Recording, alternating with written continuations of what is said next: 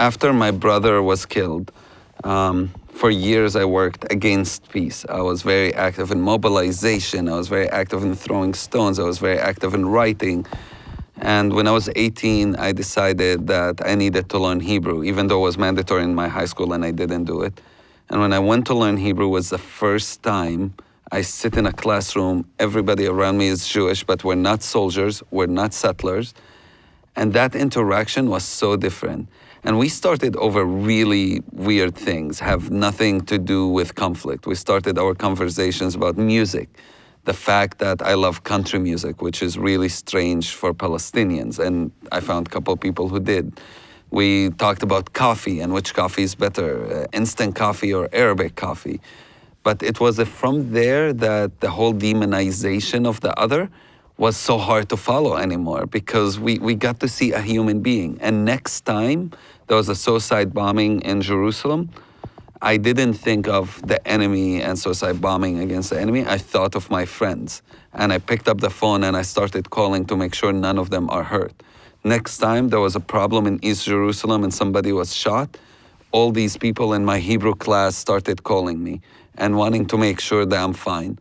And that interaction, that reality, made me come to a point of understanding that we have to bring down those walls that separate us. And if we know each other a little better as humans, we might be able to also love each other instead of kill each other. My greatest hardship is getting over my anger and getting over my understanding of what is justice. I, for many years, thought justice and revenge were the same thing. And it took me years to overcome the anger of having my brother being killed in Jerusalem by Israeli soldiers and being able to come to the point of reconciling and getting to know the other side and work for peace. That was one of the hardest challenges.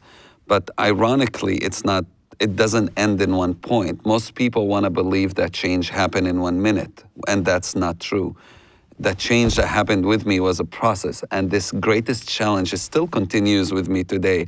Waking up every morning, reading the news, getting angry, and then deciding which path I want to take. Every day when I read about, and it happens quite a bit, I read about somebody being killed in prison from torture.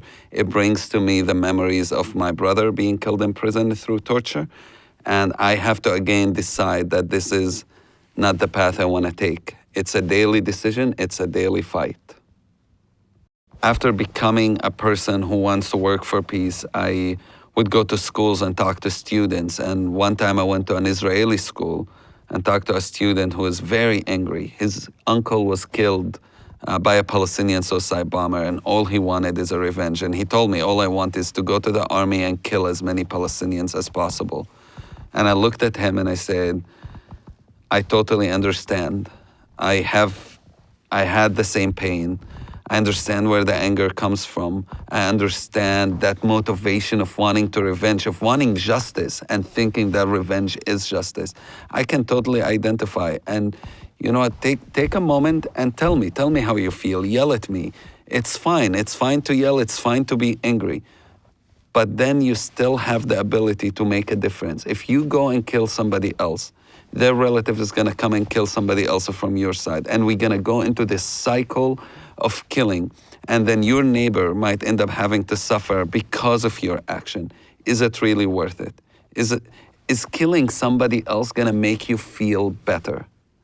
Trust me, it will not. I've gone through this path of revenge. Hurting other people never makes you better. It makes you angrier, it makes you more bitter, and it makes you more empty. Try to think a little differently. Try to reach out.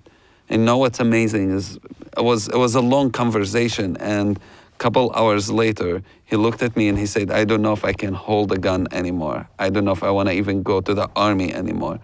And to watch that happening, to me, if nothing else I've done in my life and saving that one person from becoming a murderer, it's worth everything I've done.